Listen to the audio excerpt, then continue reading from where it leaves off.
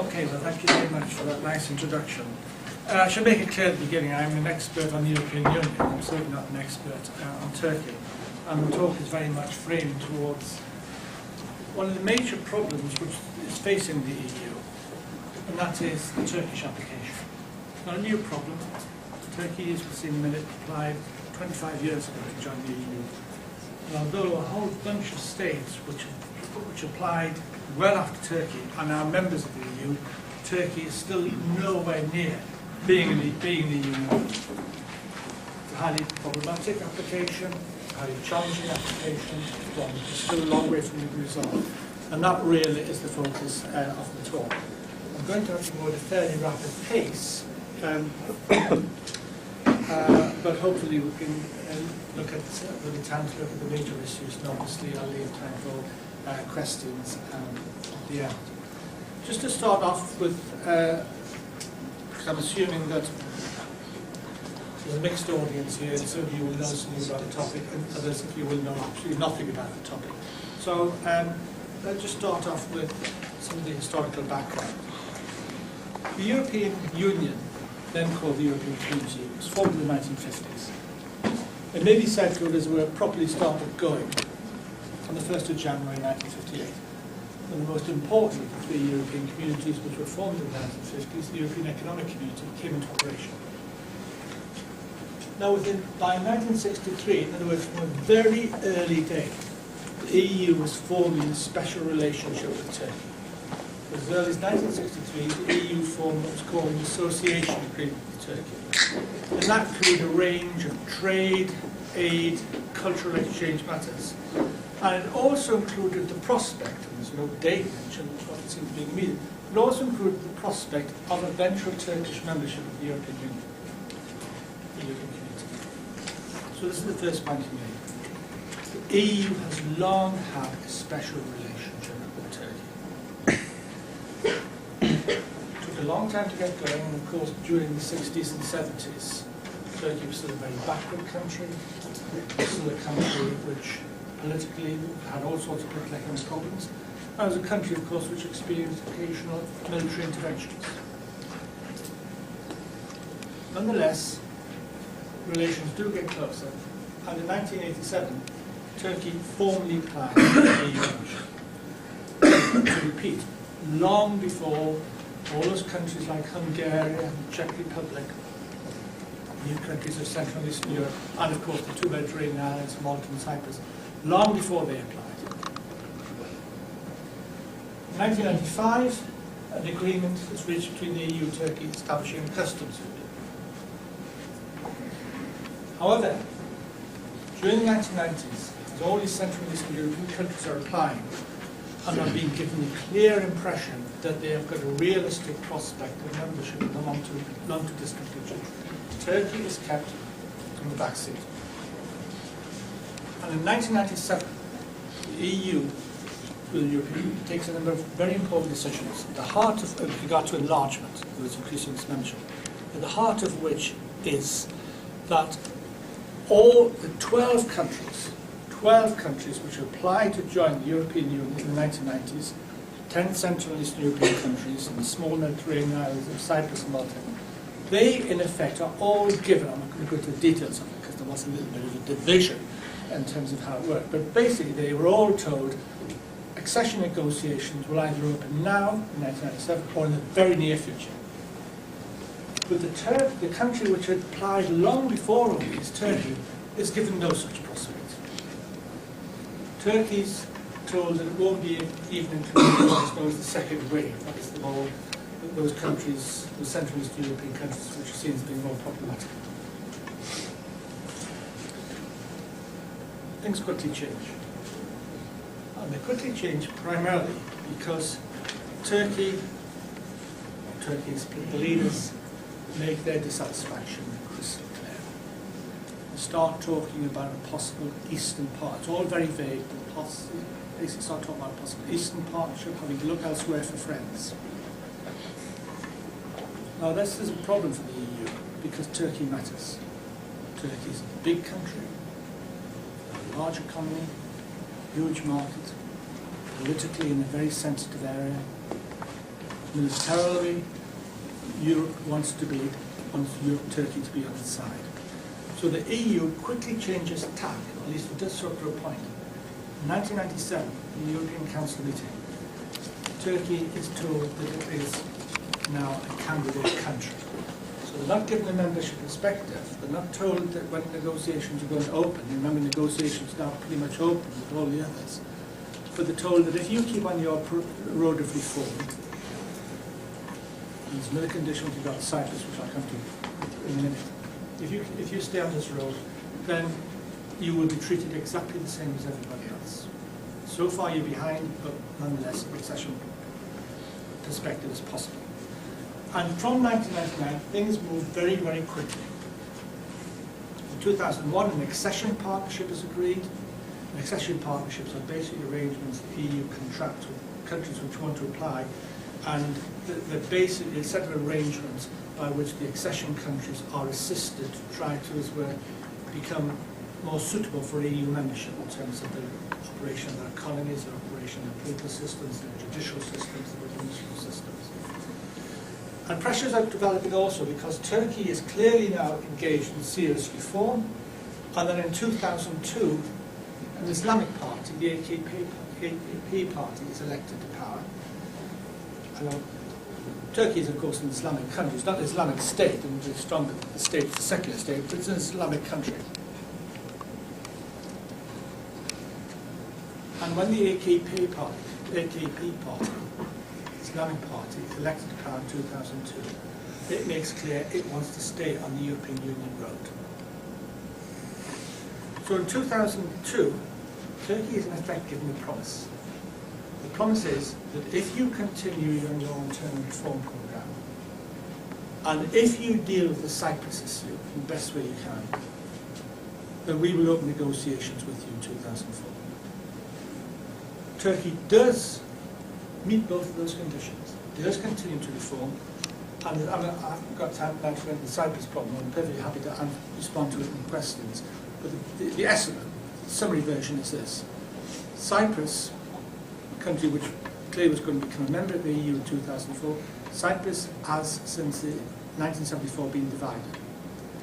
The northern part of Cyprus is, in effect, occupied by the Turkish army after a Turkish invasion.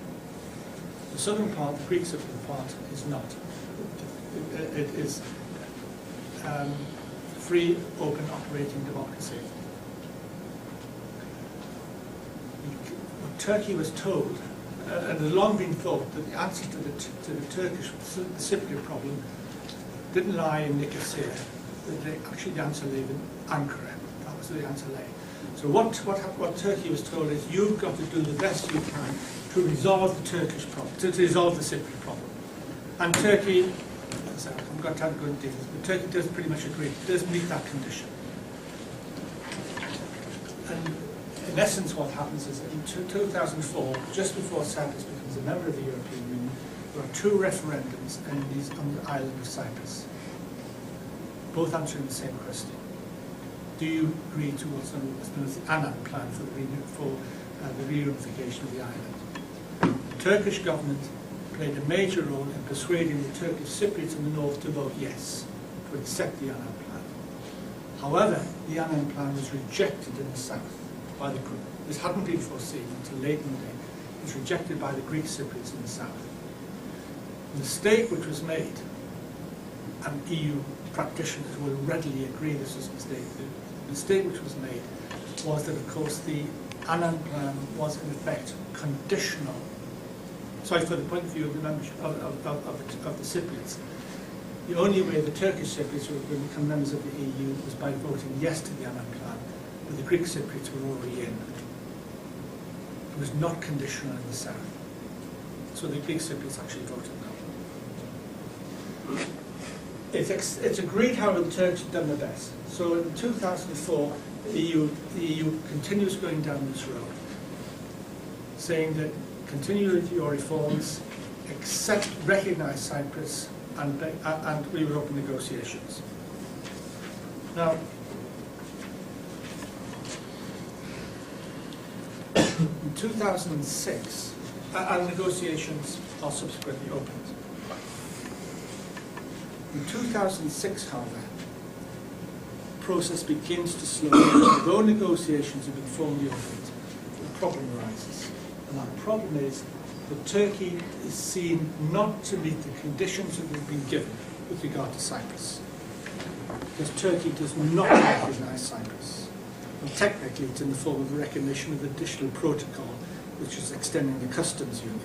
But basically it involves Turkey does not recognise Cyprus and will not let Cypriot vessels have access to Turkish ports and will not let Cypriot planes overfly Turkish airspace. Turkey will not recognise Cyprus, although Cyprus, of course, has a veto over eventual Turkish membership, because Cyprus is by now a member of the EU. Because Turkey refuses to recognise Cyprus, then these steps are taken. Although negotiations have opened, the European Council, which is the meeting of the heads of government, which takes place every 3 or 4 years, it decides that no more negotiating. Accession negotiations to the EU are divided into chapters. There's 33 chapters in the Turkish process, and the chapters are the sort of things you'd expect: customs union, agriculture, environment, and so on. The EU decides that no more negotiating chapters will be opened. It decides that it decides no more will be closed. It decides that a certain number will not be opened. And from then, the process is slowed down. So as of now, only of the 33 negotiating chapters, only 13 have actually been opened.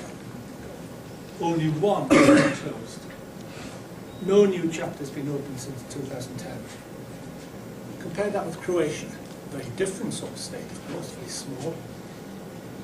But accession negotiations with Croatia opened on the same day as the accession negotiations with Turkey. Croatia has now completed all its negotiations. All the chapters have been closed. Croatia is going to become a member, as long as it meets certain conditions, and you assume it will. Croatia is going to become a member of the EU next summer, July. So it's scheduled for July next year.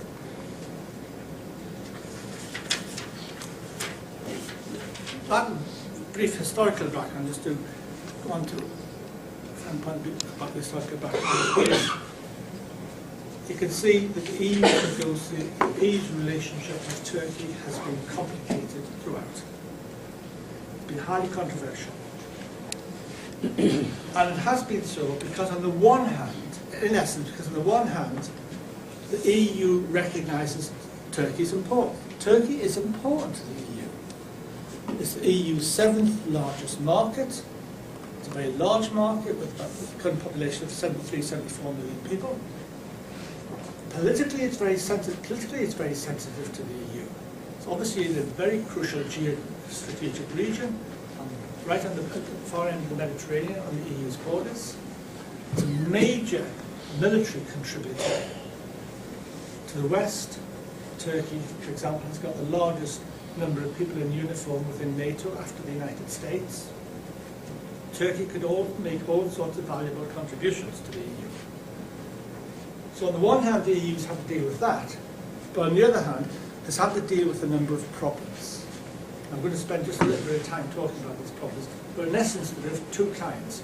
Well, some are what you might call specific policy problems, almost immeasurable problems, but on the other hand, there are the value problems, if you like, the value problems. With regard to the specific issues, which we'll look at quickly, I've put up there some of the more important possible negative implications of Turkish membership from the point of view of the EU. First of all, population size and demographic structure. Current population of 73 million. Assuming Turkey does eventually become a member, it's not going to happen, as we'll see in a few minutes, in the foreseeable future, it's going to be the largest EU member state. Projections are that by around about 2022, it'll have a population of about 80 million.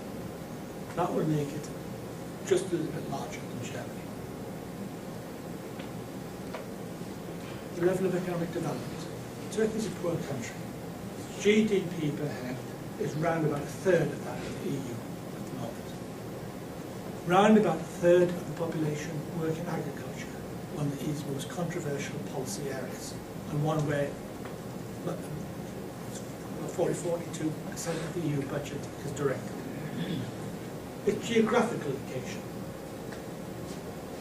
Turkey borders some very sensitive areas in Southeast Europe and the South Caucasus. Amongst the countries that border are Iraq, Iran, Syria. Turkish membership would bring the EU physically very close to some very difficult areas and which could cause problems for the EU. And then, of course, there's the Cyprus problem. So you have this situation that Turkey is applying to join the European Union at the very time that in legal terms it's actually occupying the territory of some of the, it's illegally occupying the territory of the European Union. Because in legal terms the whole of the island of Cyprus is a member of the European Union, although in practice the acquis communautaire, which is basically EU law, the application of the acquis communautaire is suspended in the north of the island.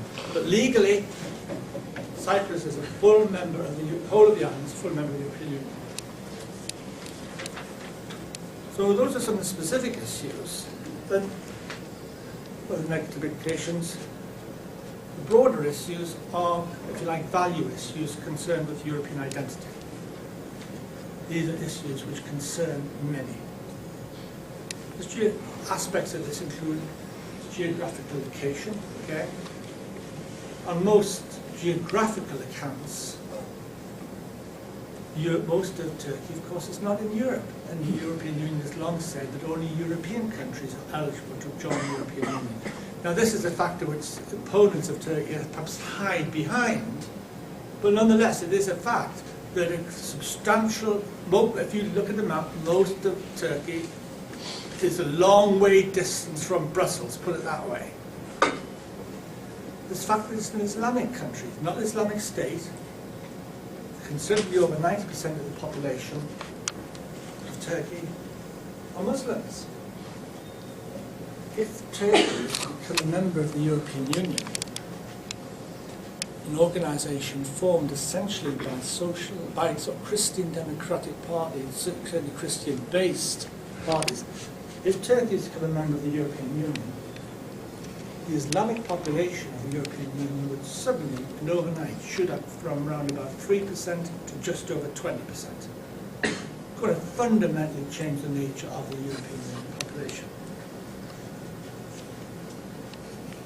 And for those who are concerned that the European integration project should continue to advance and proceed and should be based on something approximating to some sort of demos. In other words, there should be some sort of identification between the peoples of the European Union. For many, Turkish membership pretty much ends that hope. We'll come back to that issue presently. And then also in terms of values, there are questions about Turkey's democratic rights. Democratic human rights record. Undoubtedly, the situation has improved, but after all, it's only 4 or 5 years ago, 2007, when there was the famous so-called coup, when the military attempted to intervene very directly in Turkish affairs. And if one looks at the annual reports which the European Commission puts out on all applicant countries, it is continually still saying that there are major problems in this area. In the 2011 report, which came out in the middle of October, it was just a few months ago, the Commission is particularly critical about the Turkish judicial system and the independent judicial system and the rights of minorities. So much for the negative side. What, however, about the positive? We've got to remember there's a very strong positive side.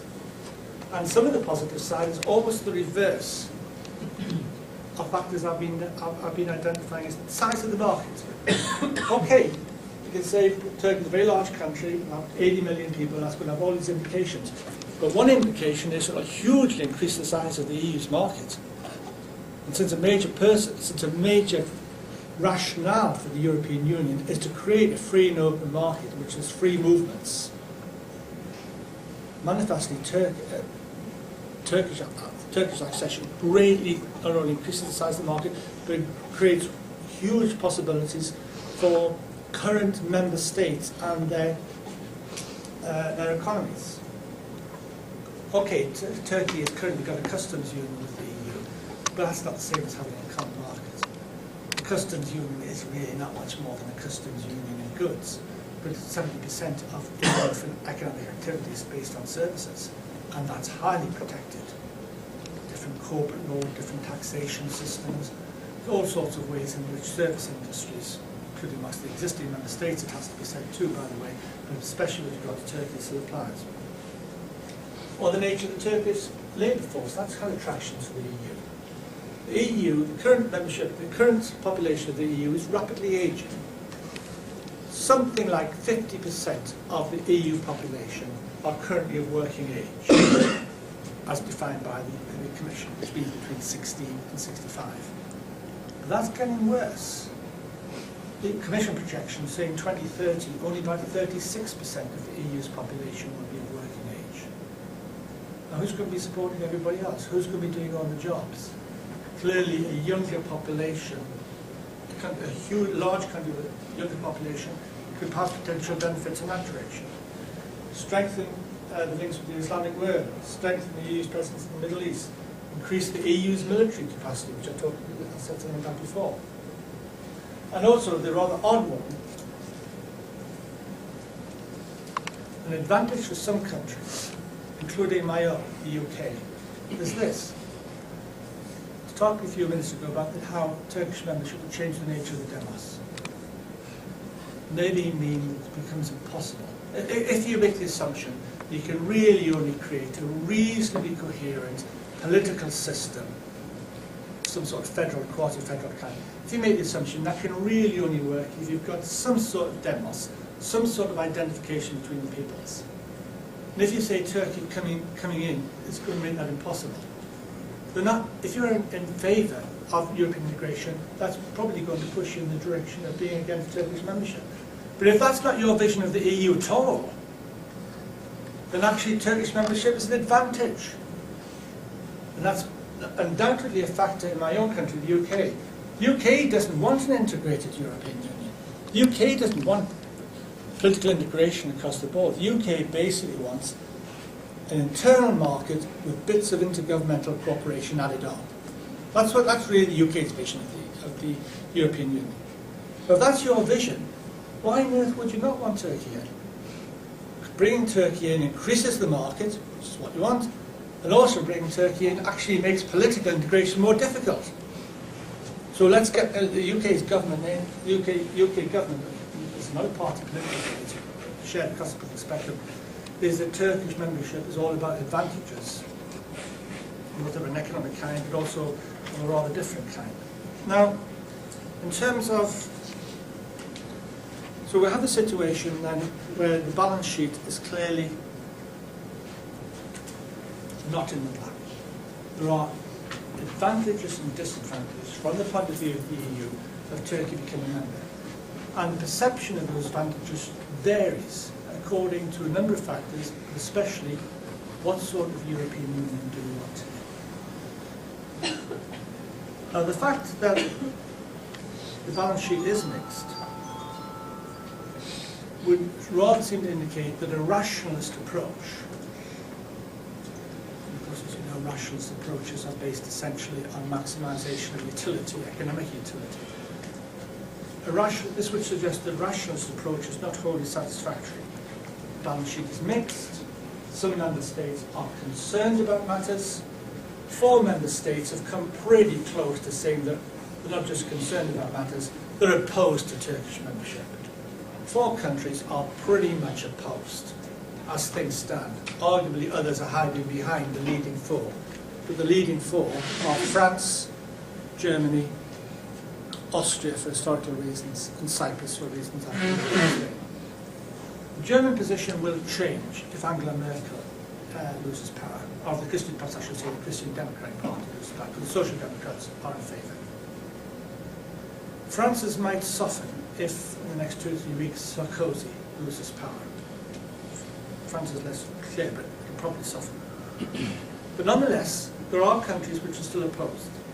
Now, given this, and given the fact that all decisions about enlargement have to be taken by unanimity, a lot of decisions in the European Union are now taken by majority vote, qualified majority vote, but not decisions on enlargement. That means everybody applied. Given these situations, a rationalist explanation would at first glance appear not to be a very satisfactory approach.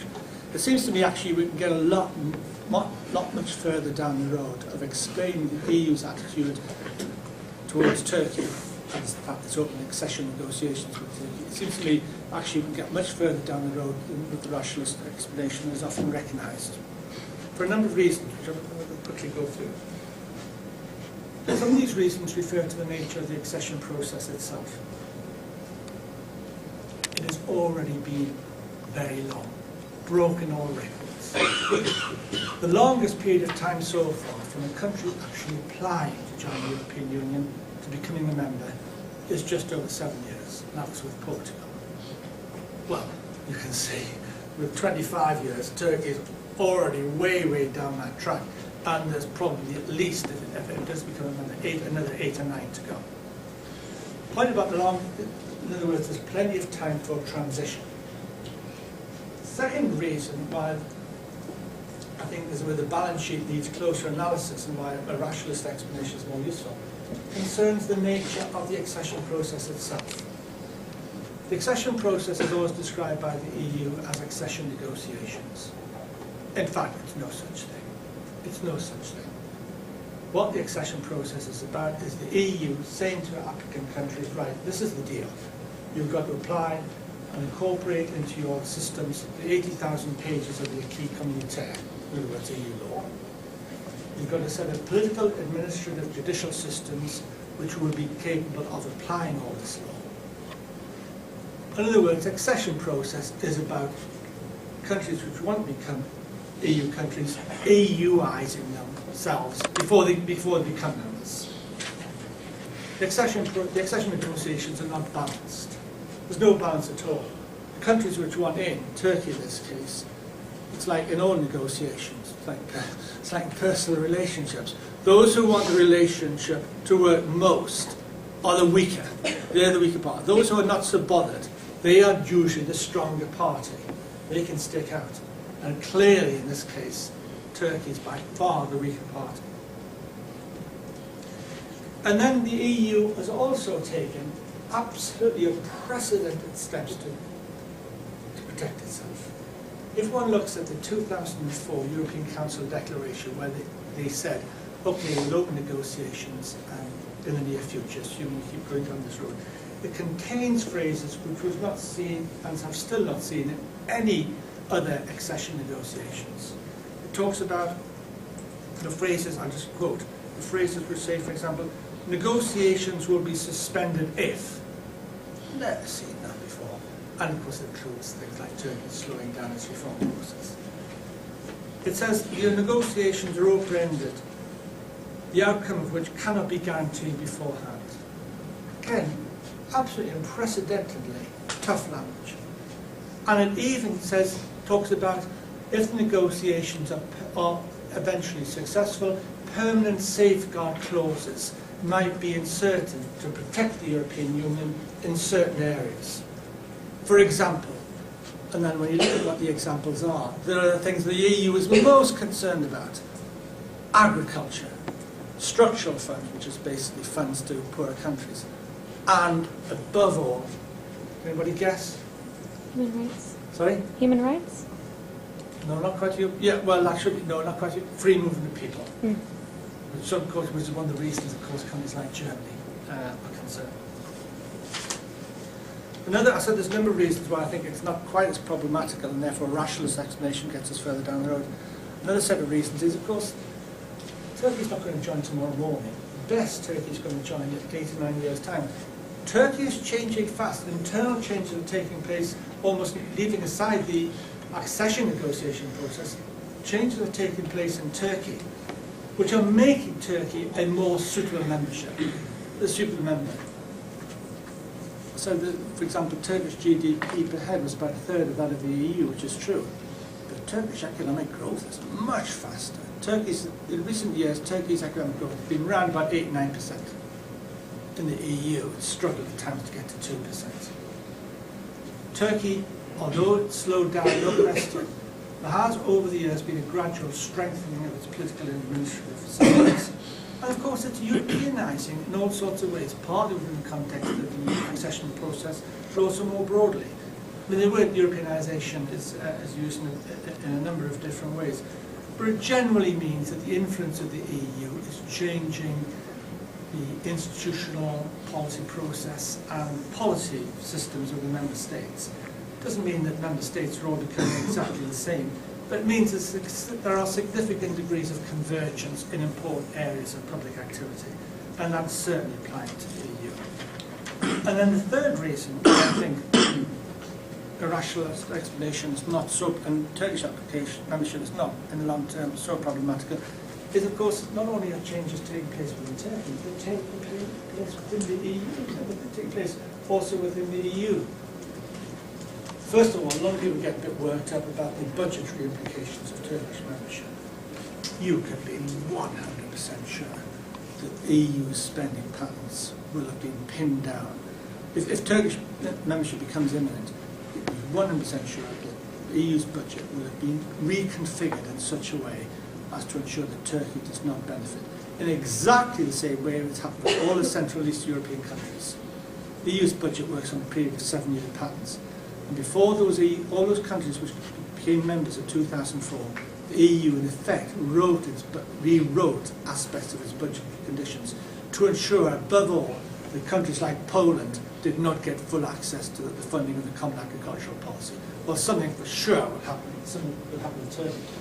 There's a broader matter too here about internal changes in the EU which are becoming extremely important.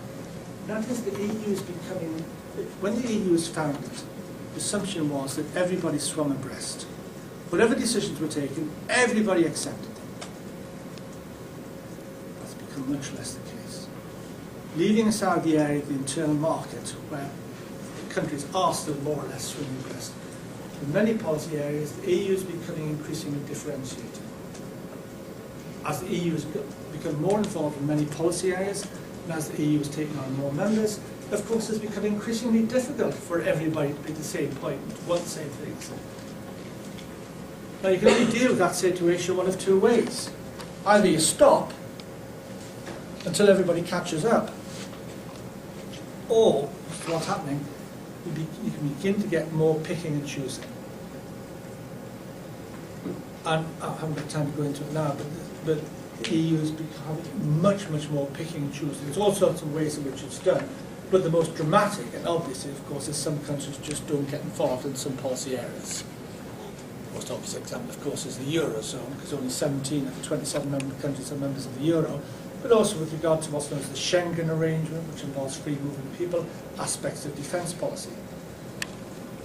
The point of this with regard to Turkey is, of course, the more the EU becomes differentiated, then the more it is easier for a country which is different to become a member.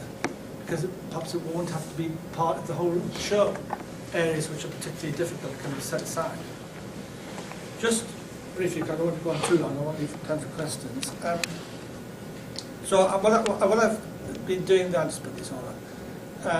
What I've been doing there is suggesting, it seems to me the rationalist explanation in terms of explaining the European Union to Turkey carries more weight and is more forceful than is often recognised. I certainly wouldn't want to suggest for a second that it's wholly, in itself, it's wholly satisfactory. And in the literature, there are a number of different approaches which have been seen as being useful. I'll draw your attention there to three. First of all, I think it is true that the way in which the EU, and this is really moving down more in the direction of sort of socialist, almost taking sociological constructivist road. Many would want to emphasise the way in which the EU operates. You know, the old business about well, the political actors don't necessarily act on the basis of decisions. Don't take all the decisions on the basis of expected utility, but they also do it partly on the basis of what's most appropriate in the social role, in their social role, and in the circumstances in which they find themselves. And I think the way that, it's just no question about it, an important norm, operating norm within the EU is you're always trying to find a consensus. On big issues, you're always trying to find a truth. You try not to sort of put 2 or 3 countries outside. And I think undoubtedly this has, those countries which have got reservations, I think have to some extent been brought along on that basis. Values and unfolding rhetorical track. There's been some very good work done in this area, particularly I think by Frank Schimmelfennig. And he argues that, and he applies it to Central and Eastern European countries who got in much quicker than many existing member countries wanted. He said, well, look, if you look at European Council declarations over the years, what you see is a gradual building up of the rhetoric. Because Turkey is there banging at the door all the time, every time the European Council meets just about, they feel they've got to talk about the Turkish issue. You can't just repeat what you've said last time, so you sort of up the language a little bit. And they say, well, if you do this, we'll think about opening accession negotiations. And the next time around, well, if you think about if you've made progress, but you could do a little bit more about it in this area. And then you start talking about dates and so forth. And I think that is true. I mean, I did an article where I sort of went through European Council declaration.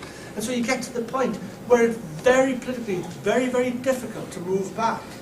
In other words, there is, if you like, what Frank Schimmelfennig calls a rhetorical entrapment. Other factors helping to explain are political pressures. The most obvious political pressure, of course, from Turkey itself. When Sarkozy and Merkel start talking about, as they frequently do, well, Turkey is very important, and we'd like to offer them a special relationship, special partnership, so forth. Well, Turkey's not interested in that. Turkey's already got a special partnership with the customs agreement. Turkey wants membership. So far, the Turkish politicians haven't moved back. And of course, they've got pressure because Turkey's got important things to bring to the EU. There are, I think, in terms of pressures, Turkey also does have some friends within the EU itself. Turkey doesn't have what some countries have had in the past, which is virtually a sponsor. Cyprus, for example. Some countries did not want Cyprus before the unification of the island. They thought it was importing a dangerous security situation within the EU. Leave the side. Once they've sorted themselves out, we'll take them in. But Cyprus had a sponsor, which was Greece. And as I was saying to some people last night, Greece basically said to all the other countries, well, okay, but if Cyprus isn't coming in, nobody's coming in. And Poland pretty much had a sponsor, because very late in the day, around about 2002, the Polish economy was not performing as well as that of most of the other Central and Eastern European economies. Poland was seen to be falling back relatively. And Germany virtually acted as a Polish sponsor. Germany pretty much said what Greece had said with regard to Cyprus. Germany pretty much said Poland's coming in the first round. However, the enlargement takes place, Poland's coming in the first round. And if it doesn't, nobody's coming in. Well, Turkey doesn't quite have a sponsor like that, but Turkey's got friends. There are a number of countries, led by the UK, but Spain, for example, would certainly be another, Italy's another, Sweden actually is another, who are supporters, who are clear supporters of the Turkish application. And finally, I wouldn't want to make too much about this, but the US, of course, has sought to pressurise the EU on the Turkish application as well, primarily for political security reasons, because Turkey is clearly a key country. But before a number of European Council summits, it's known that, well, I don't know about Obama, but certainly Bush, the predecessor, certainly directly in touch with the then rotating president of the European Council. Right, to draw things to a conclusion, because I said I would talk for about 45 minutes, thinking about prospects.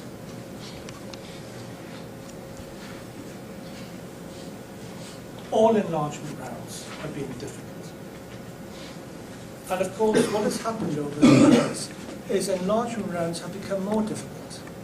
Because since 1995, when the EFTAs, so-called EFTAs, European Free Trade Association countries, when they joined. There's been no easy countries left. All the easy countries are in, apart from three countries, the three West European countries which are not in, which of course is Switzerland, Norway and Iceland. And they're small countries. All the easy countries are in. So enlargement is bound to have become more difficult. There's nowhere else to go other than to the east. And now, of course, it's east of the centre, it's east of Hungary and Czech Republic and all those countries. We're now really getting deep into Central Europe. The only place to go is to east or southeast. And there you've got countries which are not on political grounds, economic grounds, cultural grounds. Most of them are problematic in one way or another. That said, Turkey does pose clearly special challenges. Most of them would seem to be resolvable, notwithstanding the Turkey side, except, of course, there are, at the heart of the Turkish applications, certain questions of values. Now, you can negotiate deals, usually, and you can make agreements related to economic aid, and you can negotiate about whether Turkey's administrative system is sufficiently robust to be able to apply the EU law. But when you're talking about values, then of course you're talking by and large about non-negotiable issues. And from any Turkish membership is a step too far.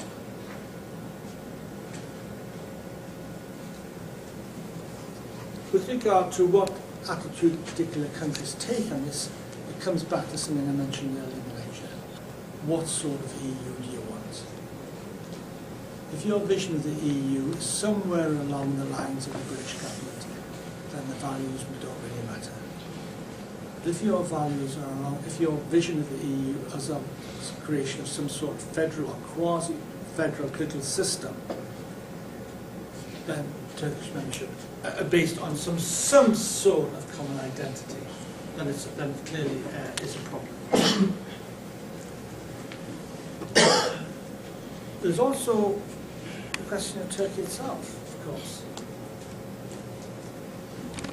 I don't want to get involved here in whether Turkey's been getting a bad deal from the EU, because I think it's not difficult to argue that out. But nonetheless, the Turkish reform process has slowed down. They haven't recognised Cyprus. Turkey's got things to answer for itself.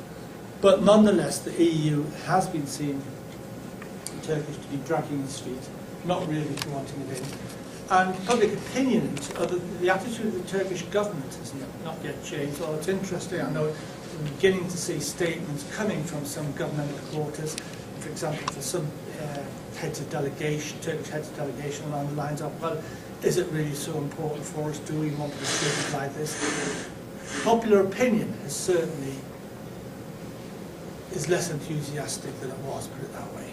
One can't rule out the possibility, in other words, that at some point in the not too distant future, Turkey is going to publicly be questioning whether it wants to continue going down this road. Well, I'll stick these up just for time reasons. If Turkey does eventually become a member, when's that likely to be? Well, we've seen that negotiations have been long, they've been protracted, they're currently virtually stalled, truth be told. They're really virtually stalled now. Well, clearly Turkey cannot become a member before about 2020. That's inconceivable, given what has to be done. Well, some people might want to push it back even further. But the completion of accession negotiations isn't just a technical thing. It's also very much a matter of political judgment and political will.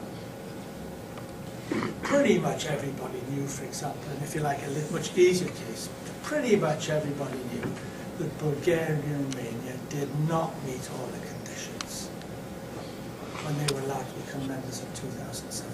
But a political judgment was made, look, we want them in, it'll be sorted out. Once they become members, we'll be able to put stronger pressure on them. That hasn't really been a strategy which has worked, which I think has made it more difficult for some of the Balkan states. But a political judgment will have to be made. And as we've seen, there are all sorts of possible barriers in the way. But even if negotiations are successfully completed, can one assume See, negotiations have to be not only approved by the national governments of all existing member states, they also have to be ratified back home. Now, ratification normally takes place by a vote in Parliament, but the chances are in Turkey there'll be some national referendums.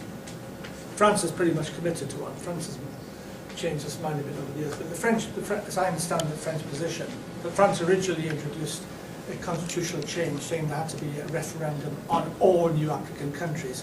Then they were saying, well, it's not really fair to do on Croatia and some of the Balkan.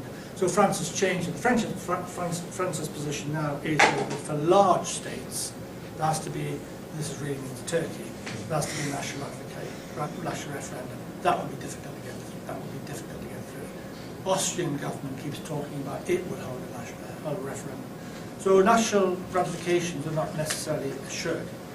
Final point, this is the final slide, with regard to prospects.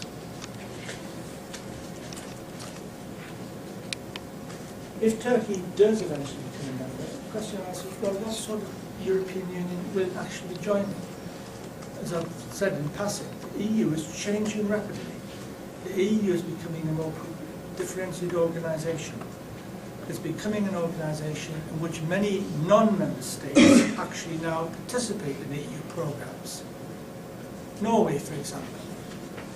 Norway may not be a member of the EU, but to all practical purposes, it's a member of the internal market. Lots of EU countries, including actually Turkey in certain respects, participate in specific programmes like some of which are directly affected Europe, but it's of interest to students in Europe. Erasmus exchange programmes for several non-EU countries are members of that. So you've got non-EU member countries participating in EU programmes, and of course you've also got member states themselves not participating in EU activities, and I mentioned economic and monetary union aspects of AFSJ. So even if Turkey does eventually become a member, 8, 9, 10 years' time, it's probably near, probably 10 plus, it's likely to be joining a very different sort of organisation. In other words, what it means to become an EU member state is becoming increasingly unclear, and there's increasing fudging almost between being a member state, I'm not saying it's merging, increasing fudging between being a member state and not. Okay. I'll leave it there in terms of the talk. If anybody wants to raise any points or ask any questions, that's absolutely fine.